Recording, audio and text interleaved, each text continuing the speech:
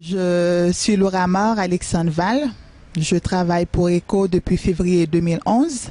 Avant de travailler pour ECHO, j'ai eu la chance de travailler pour Pharmaciens sans frontières, qui avait, l'un de ses bailleurs était ECHO. Et comme j'étais la chef de mission de Pharmaciens sans frontières, j'ai eu des relations de partenariat avec la DG ECHO. Et j'ai eu à rencontrer l'équipe qui était ici en Haïti, on a discuté et ça m'a plu. Ça m'a plu pourquoi? Parce que les relations qu'on avait avec ECHO étaient différentes de celles que j'avais avec d'autres bailleurs. Je ne sentais pas, j'avais vraiment l'impression qu'on était suivi, accompagné.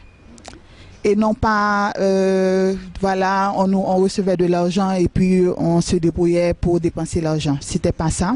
Et une fois commencé avec ECHO, j'ai commencé à suivre les projets qui étaient envoyés par les partenaires ONG et organisations internationales.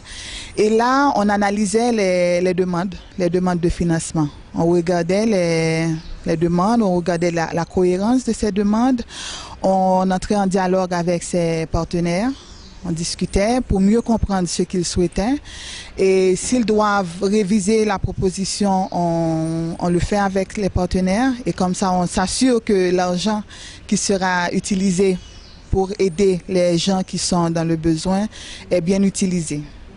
Pas dans un but de suivre ou de commandement, mais c'est surtout dans un but pour avoir des résultats plus intéressant pour les bénéficiaires.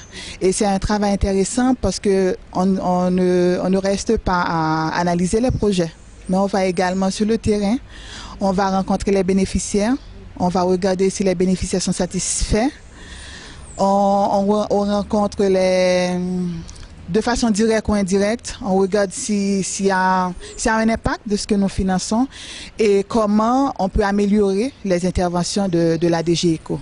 Moi, les premiers mois du séisme, parce qu'on avait peur, on n'était pas habitué, j'étais également dans les tentes, sous une tente pendant quelques mois. Et là, quand on est aussi désespéré, on n'a aucun espoir, on a tout perdu, on perd des amis, des parents. Et là, on voit arriver un bailleur humanitaire avec ses partenaires qui est prêt à vous aider, qui essaie de vous comprendre et qui essaie pas seulement de vous donner de l'aide, mais qui vous accompagne. Je pense que ça fait une grande différence. Peut-être que maintenant, tout le monde dit que 2 ans après, on ne voit pas ce qui a été réalisé. Moi, je les encourage à regarder 2 ans avant, qu'est-ce qu'il y avait. Et si on regarde 2 ans avant ce qu'il y avait, on va voir qu'il y a une grande différence entre ces deux mondes-là, quoi. Donc, par rapport à cette situation qui est assez critique pour nous, je pense que l'aide humanitaire était d'un grand secours. La mission de ECHO doit continuer. Il faudrait peut-être ajouter un peu plus pas de slogan, mais un peu plus de visibilité peut-être.